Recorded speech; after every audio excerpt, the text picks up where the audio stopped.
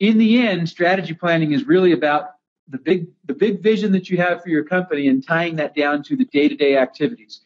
It's amazing to me how commonly as entrepreneurs we fall into the trap of just going through the motions, not being totally methodical and strategic about it, and so we hope we end up where we want to be, but we're not exactly sure. And more likely and more frequently, it's the case that we're doing things every day and we feel like and hope they're connected with what our big plans are, but we're not sure. So in the end, strategy planning is about creating the big vision and then connecting that to the day-to-day activities that we do. So before we jump into this, so why are entrepreneurs in business in the first place? We know that they are fueled by the product or service they have that they believe is better than the alternatives out there. They've built a better mousetrap. They've got a more valuable service, and they want to provide that to customers. And they really want to stop working for other people. They want to work for themselves. I know that. That's why we started Infusionsoft. It's why I've started other companies in the past. I didn't want to work for anybody. I wanted to work for myself and to create value in the world and create value financially and for myself and my family. So many entrepreneurs feel like they're ready to start a business because they want to go meet these unmet needs, fulfill these unmet needs, and take on challenges, and they want the rewards of success. When I talk to entrepreneurs, what I consistently find is freedom is what underlies the motivation for starting a business.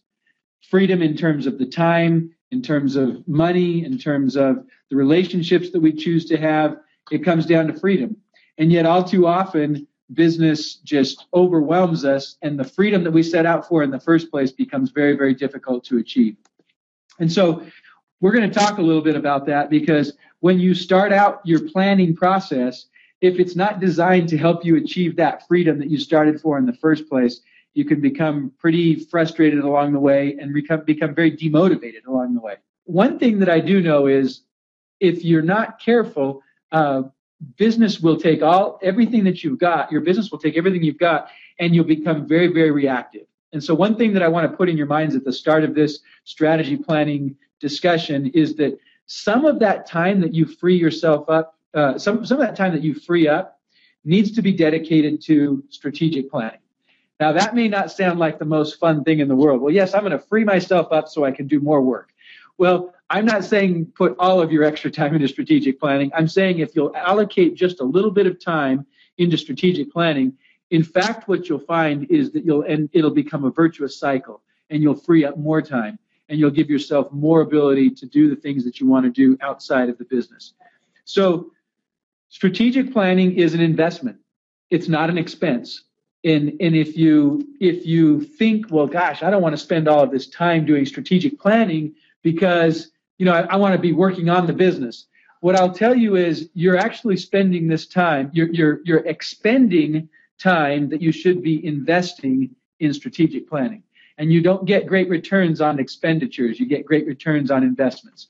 So I'll talk a little bit more about that in a minute. But strategic planning is the critical thing that you need to put in place to ensure that you are achieving the freedom, the success that you set out for in the first place, and that your day-to-day activities are tied to that long-term vision of success.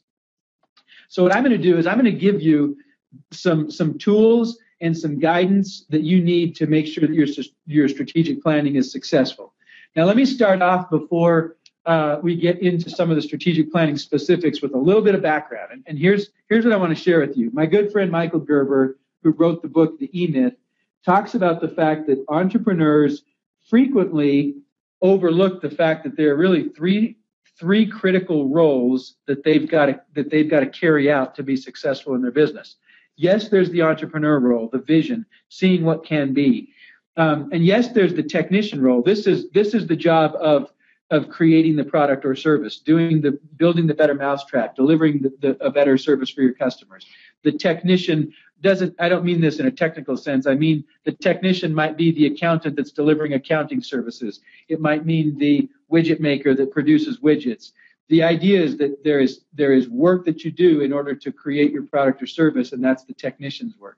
So the entrepreneur's work and the technician's work are very, very important in small business success. But the last part that he talks about, and if you've read the email, you know this, he talks about the manager's role.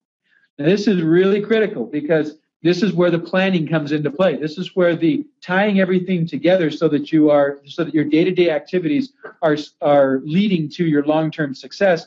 This is what the manager does. Now, at Infusionsoft about 11 years ago, we read the E-Myth, my two partners and I, Scott and Eric, and it was uncanny how closely our roles, the three of us filled one of these roles. Sure, we all held all three roles, but Scott's very much the entrepreneur. Eric is very much the technician. He's still our chief software architect, and I'm very much the manager, the planning, the methodical approach to success that's necessary.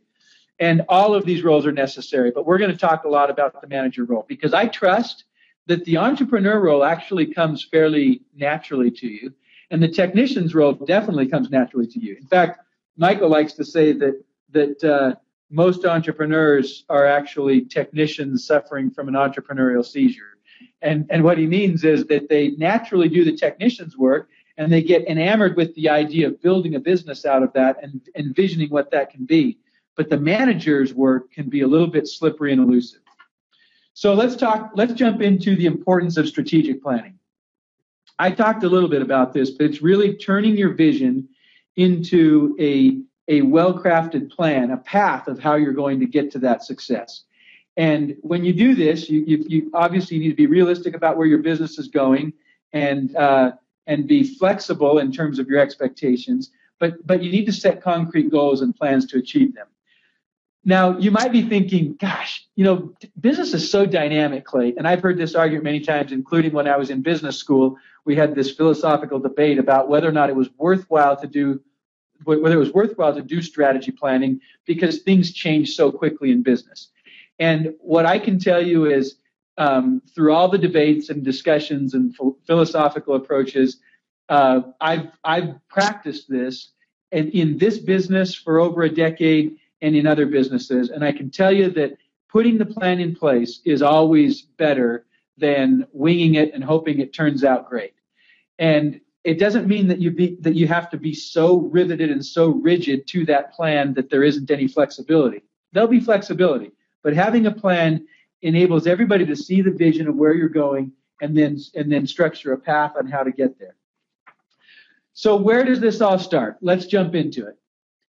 The vision starts with your purpose for why your business is even in existence. Why do you exist? This is the fundamental question. If you spend time with Michael Gerber, he will beat you on the head over and over and say, why? But why? Don't tell me it's about making more money. Don't tell me it's because you inherited this company from your father. Don't tell me it's because you stumbled upon it. There is a reason why you've decided to wake up every day and spend not just your days at work, but all of your creative cycles thinking about this business, working on making it better.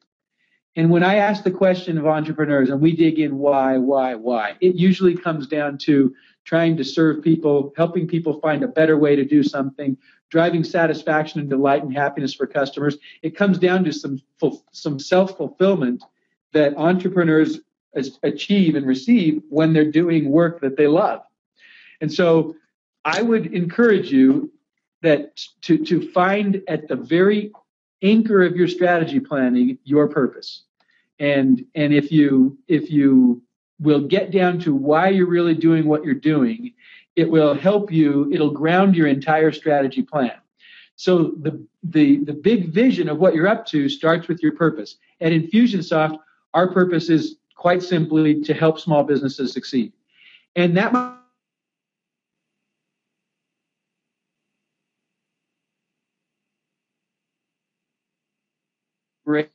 and really getting down to why we do what we do. We love helping small businesses succeed.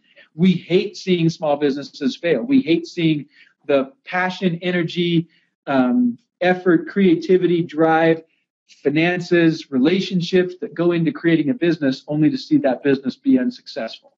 We think that's a travesty. On the other hand, we love the triumph of the entrepreneur. We love seeing that success. We love seeing what that breeds. We love seeing the creativity. We love seeing an individual that says, I'm going to go create a business out of this thing that I can do. We love that. So we just have a profound love for entrepreneurs, and we love helping them succeed. And so our purpose is to help small businesses succeed. What's your purpose? I challenge you to get very clear on that in 7 words or less. Okay, so there's a book, by the way, that I want to recommend to you, and this is the best book I've seen in helping entrepreneurs and small businesses create a vision for their company. So when I talk about vision, I talk about purpose, values, and mission. And the purpose I just mentioned is quite simply why you exist. Your values are how you go about doing business, whether you're selling accounting services or no, let me restate this. Whether you have chosen to be in the business of selling accounting services or legal services or products or consulting, whatever it is that you do, your values transcend the actual work you do. It's how you do everything. It's what you hold sacred. It's the way that you operate. And your company takes on those values. So the vision is the purpose and the values and the mission. The mission is the thing that you're up to. Typically, it's a 3 to 5 year mission that you're on. At Infusionsoft, as I mentioned, our purpose is to help small businesses succeed, and our mission is to create and dominate the market of all-in-one sales and marketing software for small businesses with 100,000 customers worldwide. We're on that mission between now and 2016. So that's our mission. We will have a new mission when we accomplish that one. Your mission is something you actually accomplish, where you put the flag in the ground and say, done. You check that off. Your purpose is like the North Star that's always guiding you. You never really accomplish helping small businesses succeed. You're always doing it. You're always driven by it. So that's the purpose and the mission. Now, the values, like I said, this is how you do what you do. At Infusionsoft, we have 9 values. The first value is we empower entrepreneurs. The next one is we do what we say we'll do. We listen, we care, we serve. We practice open, real communication. We face challenges with optimism. We check our ego at the door. We innovate and constantly improve. We do the right thing, and we believe in people and their dreams. So the purpose, values, and mission, these are the start of your strategy planning. They are the vision. When I say they are ingrained at Infusionsoft, I mean that. I didn't just read those. Those roll off my tongue because I say them all day, every day. And my job at Infusionsoft is essentially to help everybody see the purpose, values, mission, our vision, and then recognize how we're going about our plan to achieve that vision. So I just want to recommend to you this book, Beyond Entrepreneurship. It's by a guy by James C. Collins, also known as Jim Collins, who wrote Built to Last, Good to Great, many other awesome books. But this one is specifically about, as it says, turning your business into an enduring great company. It's more about how to do this vision and this putting this vision in place in a small business. And in particular, chapter 2 is what you want to read from this book. All right, so I took a second to set up strategy planning with how you create the vision, because it all flows from your vision. You can go through this strategy planning method without having your vision in place, your why you exist is your purpose, your how you do what you do is your values, and your what you're up to, we sometimes call this your BHAG, that's your mission. If you don't have that in place, then you really don't have the end point that you're going for. And you can go about in planning, and you're really not tethered to a long-term goal. So as you can tell, I strongly advocate that you be very intentional about how you go about creating this vision so that it guides your strategy planning. Now, this strategy is often something that's very misunderstood. Strategy is a loaded word, and people will look at it and they'll say things. They'll talk about this word and they'll have all kinds of different definitions. And really, what we're talking about is your vision and your day-to-day activities that are all tied together. there's meaning in what you're doing all along the way because it's tied to a bigger picture. So as I said, you want to take the time to develop your vision, your purpose, values, mission, and then you want to take the time to develop a plan so that you can stay on course and make adjustments as you go, but ensure that you're going to reach your destination and have the confidence that every day the things that you're doing are driving you toward your vision. And that's the key thing. I would say this, that when it's all said and done, what strategy planning gives you is confidence in your daily activities. Confidence that they are going to get you where you want to go. Confidence that among all of the many things you could be doing, you're doing the most important things. Confidence that you are good at what you're doing as opposed to just kind of blindly making your way through things and winging it. If you felt those feelings, that's a pretty good indication that you need some strategy planning to make sure that you're doing the right things and that you're effective in your activities. So in the end, strategy planning provides confidence. And in order to get to that, what you're really going for is focus. I sat through 2 years of business school classes and many strategy discussions. And there are all kinds of big words, and we're going to talk about some of those words as we go through this. But I've kind of simplified what I think many of the pundits teach. And when you get right down to the core of strategy planning, you are focusing in order to achieve confidence in everything that you're doing. So how do you focus? Well, you want to narrow things down. Of all the available options you have of what you could do, you want to narrow it down to the things you do well so that you can focus on those things and get an outsized return on your investments in those activities.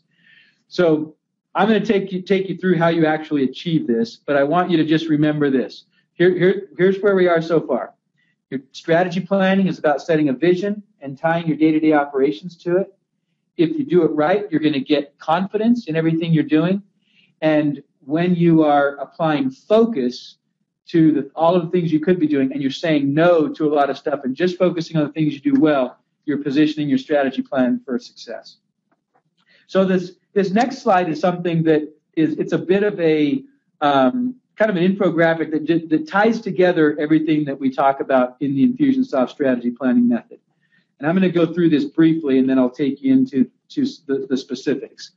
So as I mentioned, on the left side, you've got the vision. This is the purpose and the values, the mission, and then a few strategies that help you to achieve the mission.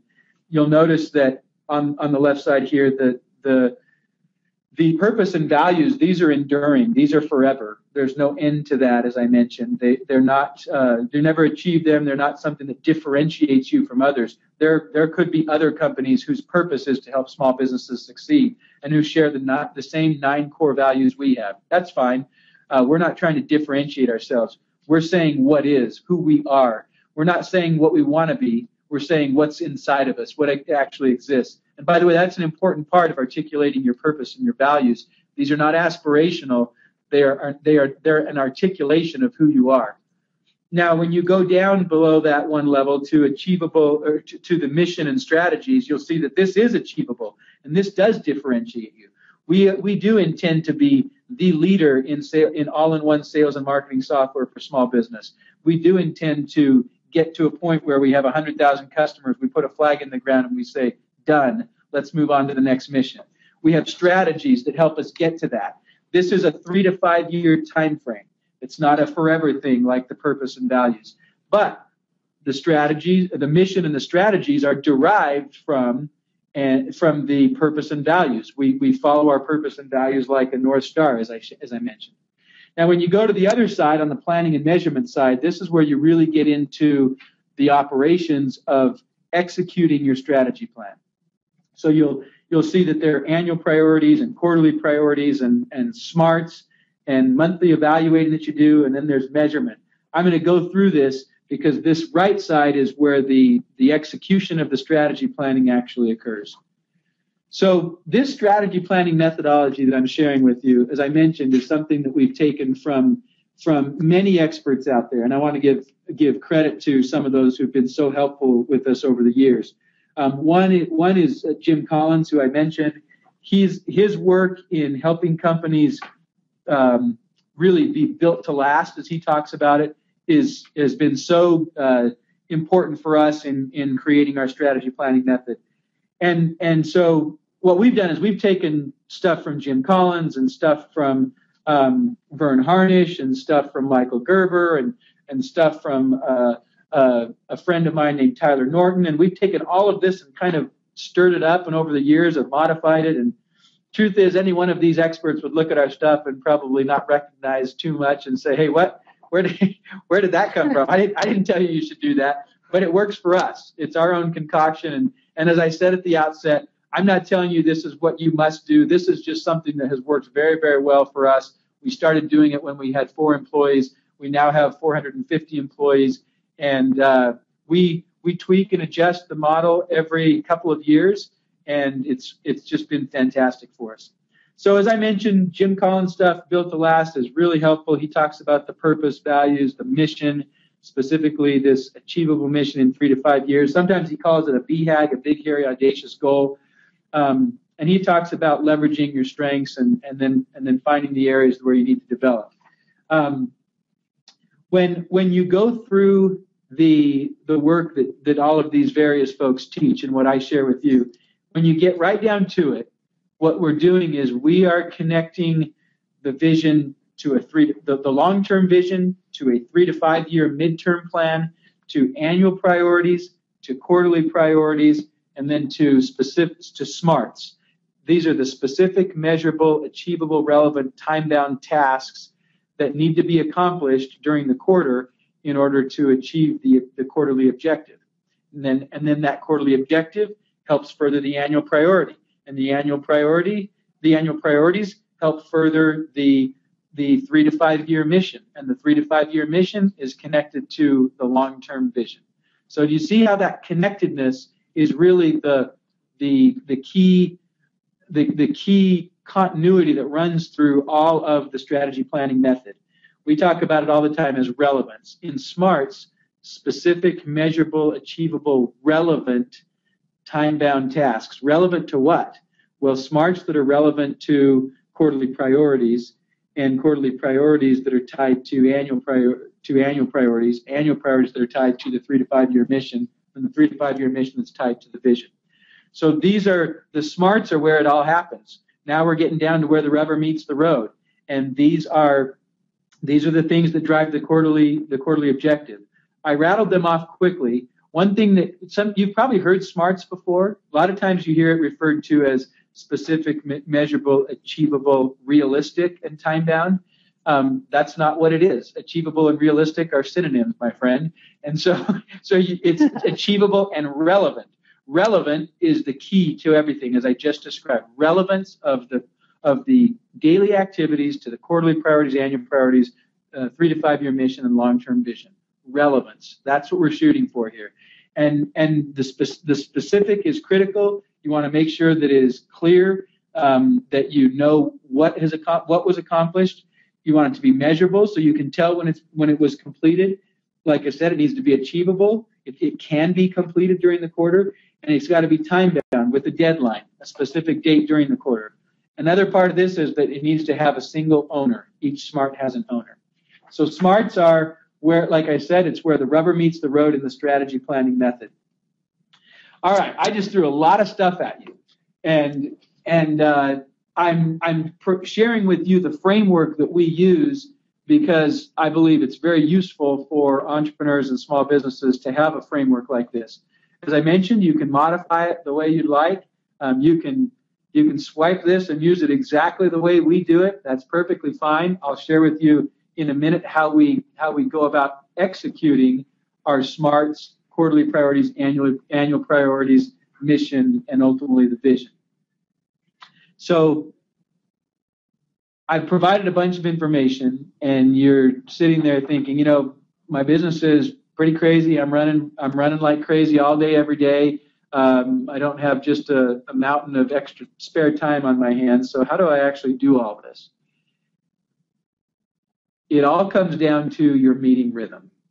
And Vern Harnish, who wrote a book called Mastering the Rockefeller Habits, is the one that really I think, has spoken the most about this concept of a meeting rhythm. All good strategy planning methods have a rhythm to them. Vern has really kind of taken it to a science, and a lot of what we do comes from Vern and from my friend Tyler Norton. And it's what I've found is that this meeting rhythm is actually more important than the content of the actual meetings in the meeting rhythm. So while I will share with you in a minute some proposed content for you in the meeting in each of the meetings in the meeting rhythm, the critical thing is that you come away saying, I got to put a meeting rhythm in place. Because when you have productive meetings that help you to assess your progress in your strategy plan, assess how you're doing with your mission and how it's connected to the vision, and how you're doing with your annual priorities and how are those furthering your mission, and how you're doing with your quarterly priorities and how are those relevant to your annual priorities and then to your mission. And then what about the smarts? How are we doing in that? When you have a meeting rhythm to check in and assess how you're doing, you can make course corrections. You can identify the priorities for the coming quarter and the year. You give yourself space to think strategically about the business, to think intentionally about what you're trying to accomplish. And so this meeting rhythm is absolutely critical. And what I'd like to propose to you is the following rhythm. 2 days for your annual planning, where you come out of that annual planning with 3 to 5 annual priorities and 3 to 5 Q1 priorities, your first quarter priorities for January through March. That's 2 days. Off-site, away from the hustle and bustle. We always work hard to create a great, creative, stimulating environment. So we'll go to a nice hotel conference room somewhere, a nice resort. I love to get a place that has where we're up high, so we've got a view and some perspective. This 2 days is an important investment. That's the annual planning. We recommend 1 day for quarterly planning. Again, you go off-site, and your deliverable here is to come away with your 3 to 5 priorities for the upcoming quarter. We recommend a half day for a monthly meeting to discuss progress on the quarterly priorities and other business critical issues. A weekly meeting of 60 to 90 minutes where you review key performance indicators and talk about one big issue, kind of the biggest issue that you need to get to before you can get to your next half-day monthly meeting. Vern Harnish calls those a big rock, one big meaty issue that you can talk about. And then we also recommend a quick daily huddle to just check the pulse on things. This should be no more than 15 minutes standing. It's not a long drawn out meeting. It's a huddle. So right now you're looking at this and you're saying, Clay, come on. 2 days for annual planning, 1 day for quarterly planning, half day for monthly meeting, 60 to 90 minutes for a weekly meeting, and 15 minutes every day for a huddle? Really? I don't have that kind of time. Well, here's what I want to share with you. You're already spending it, and you're spending more than this. You're spending time talking about questions, debating issues, wondering about different things, and not doing it in a space that's been created specifically intentionally for this strategy planning rhythm and this strategy planning process. And so, as I said at the beginning, you can either expend the time or you can invest the time. And I promise you that you are spending more than what this time allocation is actually calling for. And the return that you'll get if you'll invest it will be phenomenal. You will get confidence and you will drive alignment in your company. Now, before I leave this, I want to give a little explanation.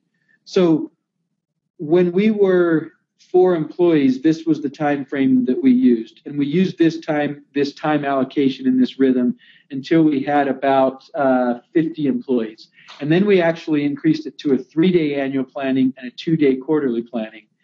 And then as we got even bigger, we went to 3 days annual, 2 days quarterly, 1 day monthly.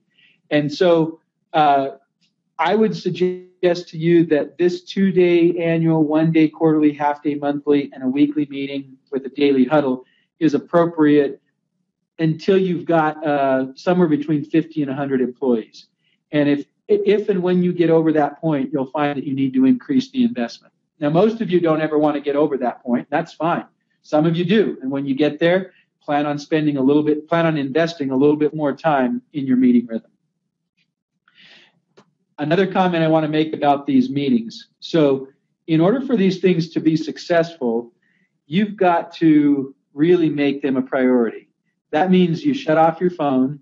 It means you don't have email access. It means that you tell your friends and family you're going to be unplugged. It means that you are completely committed to each other as a team as you're going through this.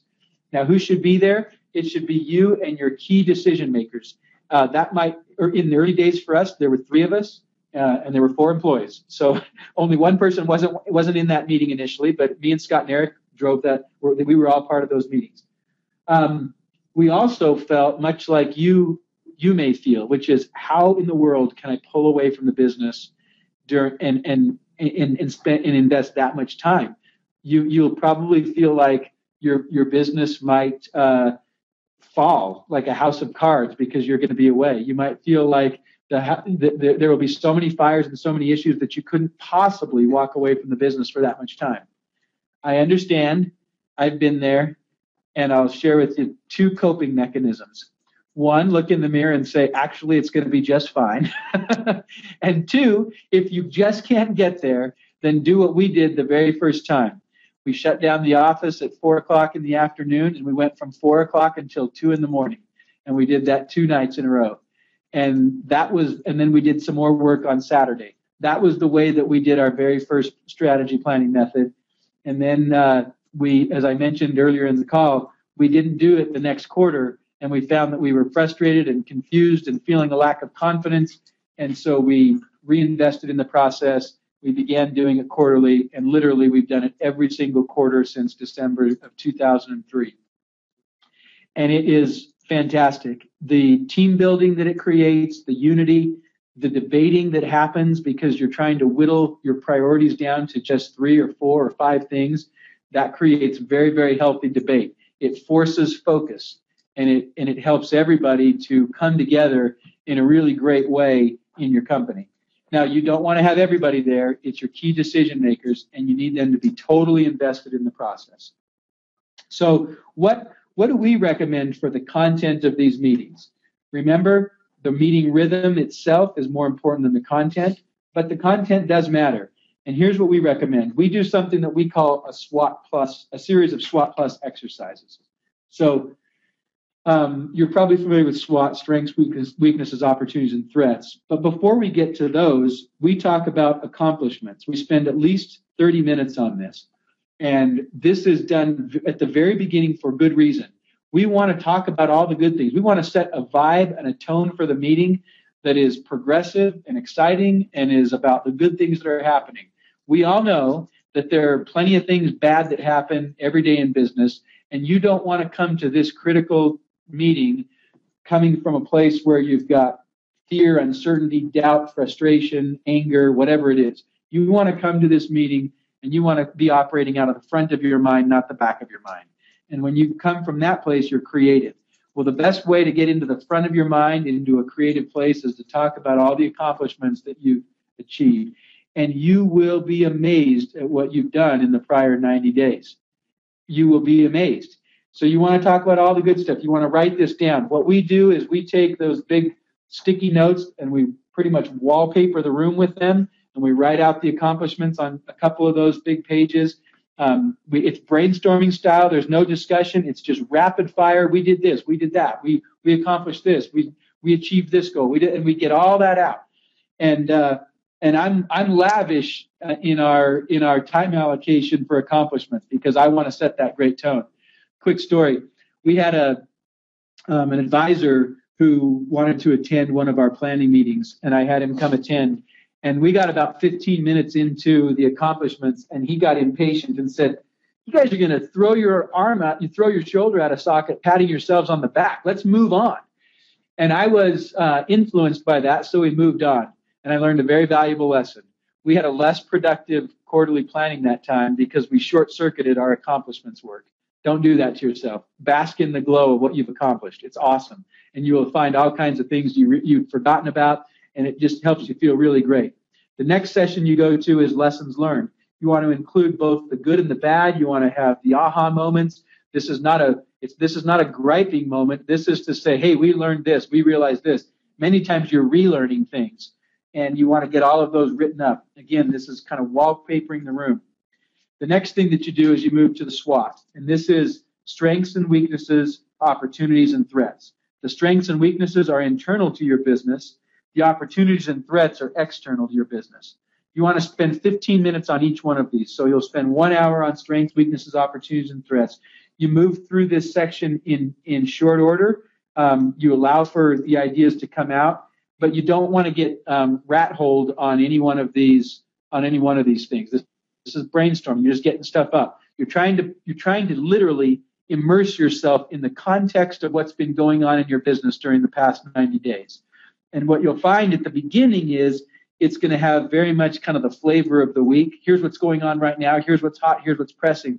But give yourself enough time so you can really bask in the full context of what's been happening during the quarter. All right. After you do strengths, weaknesses, opportunities, and threats, now comes the real galvanizing part of this exercise. This is where you're kind of bringing it all down into focus. If some other things that we do, we review customer comments. We also review employees' comments and what they've provided. And so we have all of this context, and now we're sitting here saying, okay, based on all this evidence we have surrounding us on these sticky notes that are wallpapering this room, what do we believe are the top 3 to 5 issues that are facing the company this year and this quarter that if achieved will help us accomplish our annual priorities, which will help us achieve our 3 to 5 year mission, which is very much tied to our long-term vision, our purpose, values, and mission. And that's what we're trying to do here. We're trying to get down to the 3 to 5 big issues. Now, how you couch these issues is important. You want to couch these from a creative standpoint, from a problem-solving standpoint. It's not how in the world are we going to do this because there's all these problems that we've got. No, it's not that. It's, okay, how are we going to achieve this outcome that we want to accomplish, given this particular obstacle, where this obstacle seems to be the root issue or the core issue preventing us from accomplishing this desirable outcome. So as I put it in quotes here, how do we achieve X outcome given Y situation or obstacle? That's how we frame up the strategic issue. It's not, oh, customer service isn't doing well right now. We got to do better at that. No, that's weak thinking. Okay, how do we achieve 95% customer satisfaction in 2014, given and then you want to identify what you believe is the root cause that's preventing that from happening. That's rigorous thinking. That's disciplined thinking that's going to help you get to a place where you're going to have an awesome strategic quarterly priority coming out of your quarterly planning. So these are the strategic issues. You want 3 to 5 of them. Let me tell you, this is where the battles happen. You're going to what we do is we allow each of the executives that's at the meeting to write out their top 3 strategic issues. And then we put them all up on the stickies, and they're on one big sticky note. And there will typically be 15. And then what we do is we kind of map them and group them. And we might get that down to 8 issues that we all feel like are we all kind of share. Well, we're going to choose 3 to 5, and they're going to be related to our annual priorities. And so then what we do is we give everybody a colored marker, and you get to go vote for 3. And that starts to create a grouping of what we see as are the most important priorities, and how those then tie to the annual priorities, which ties to the 3 to 5 year mission, which of course is connected to the vision. If you're tired of hearing me say that, that's good. I want you to get that connection over and over and over and over, because that's the heart of this strategy planning process. Okay, so that's the way that we do these quarterly and annual planning meetings.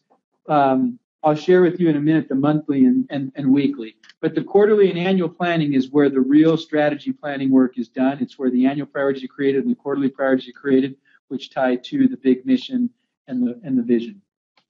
So let's talk about measuring results and actually continuously improving on your plan. I've got a quote that I love to share, which is, where performance is measured, performance improves. Where performance is reported, performance improves dramatically. And where performance is reported publicly, performance improves exponentially. So let me walk you through this. The first part is pretty obvious. We hear that all the time. What gets measured improves. That's true.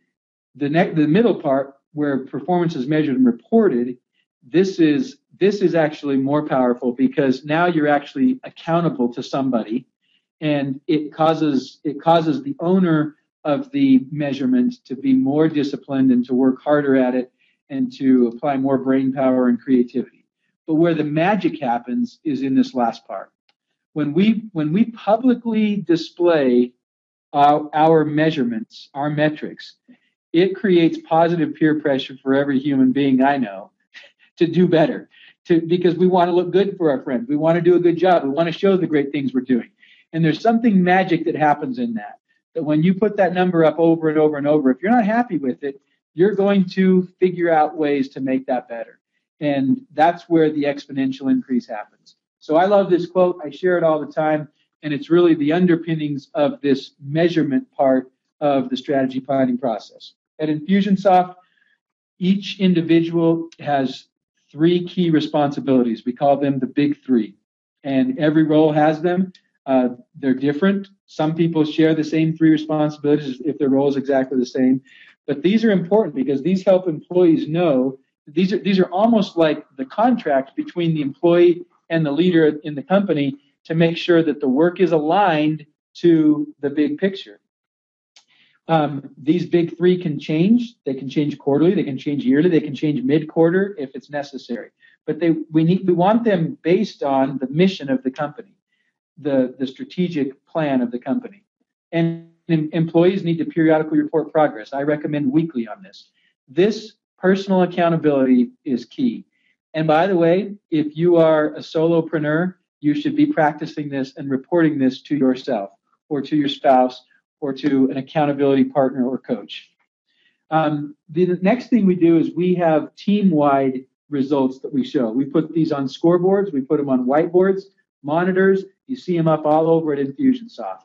These team accountability metrics do the same thing as the individual accountability metrics. They drive innovation and improvement. So when you put this stuff in place, you don't want to do it in an ivory tower. If you've got 25 employees and there are 4 or 5 of you that are going to go do this, you want to make sure you're getting input from your employees. At Infusionsoft, until we had about 40 employees, we did this very much in kind of an insular way with the executive team. But we realized that we were getting disconnected from the front lines of what was going on, and our people had the answers, and we weren't getting the recommendations and the ideas from our people. And so what we did is we began to have our employees engage in the SWOT Plus process and then summarize that and provide that to us so we could review it before we went to our quarterly planning process and engaged in the SWOT Plus process ourselves. When you do this, you involve your employees and you get them excited about the plan. When you publicly display things, you create an openness and a transparency that helps everybody see what the plan is and what the progress is. And this is very invigorating to a culture. It's one of the reasons why Infusionsoft is consistently rated one of the best companies to work for, because we have a very open, transparent culture where we involve people and we display results and we let people know what's going on. So I've thrown a lot at you. This was a lot of material. In the one thing I didn't hit real in depth, but I'll just cover briefly is this. The monthly meeting is about, when I talk about the content of the monthly meeting, that is literally a review of where we stand in our quarterly and annual progress against our priorities. It's an opportunity for the leaders of the company to give an accountability on their big 3. and then we'll do our monthly financial planning review and check in on other big issues that need to be addressed.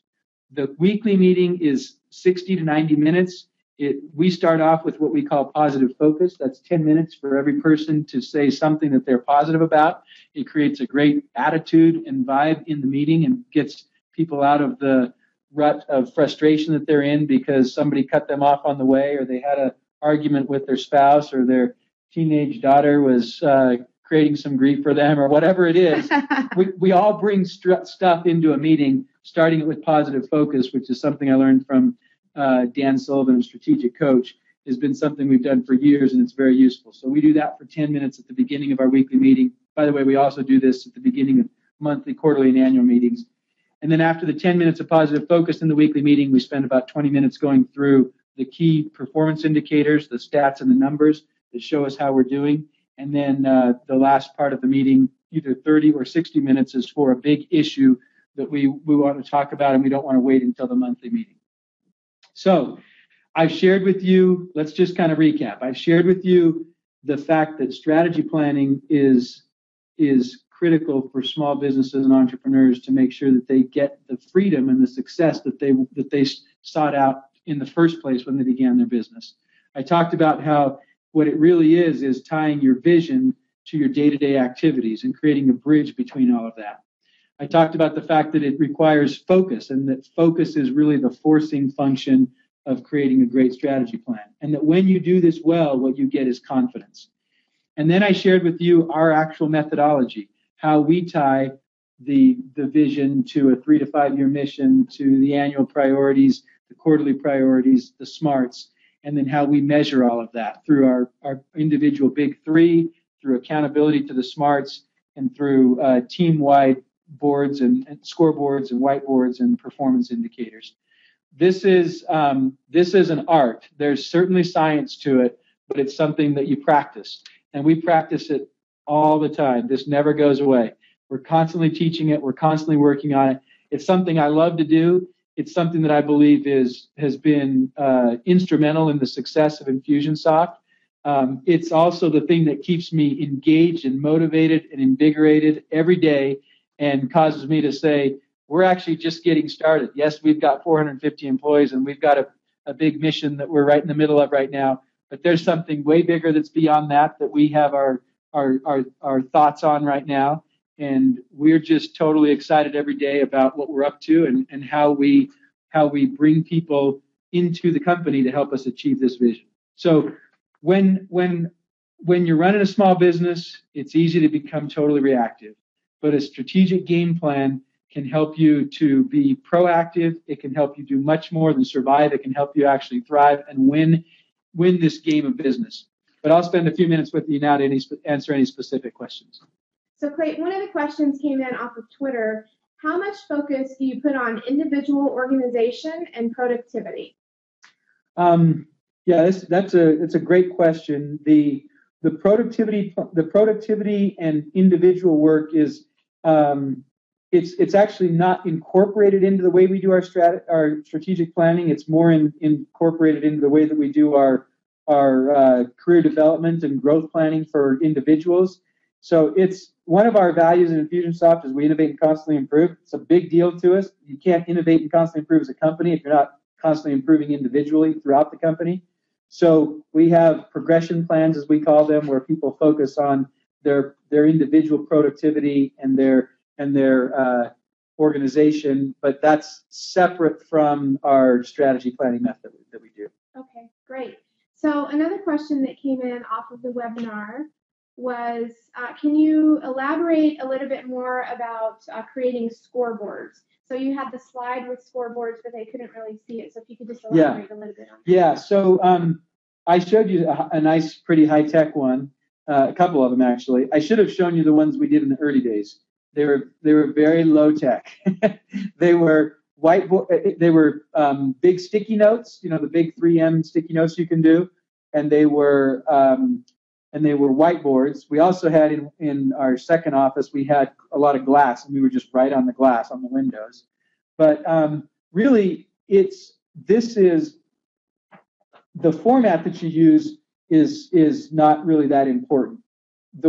The clarity of getting down to what should you measure, that's what's important. And that is something that you've got to spend the time figuring out, what do I want to measure?